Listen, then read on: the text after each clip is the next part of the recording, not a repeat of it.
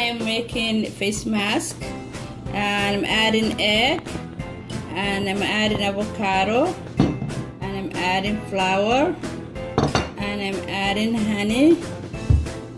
I break the egg and I add here full, but half of it I put it here.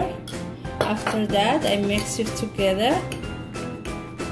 When I'm done mixing it together, I put my face like this.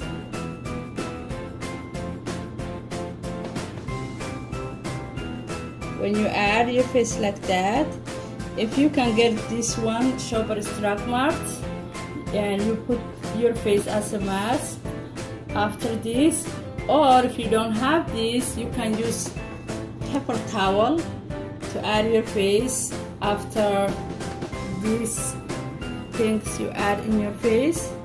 So enjoy it. All is natural. You can add all together and enjoy it and try out with me.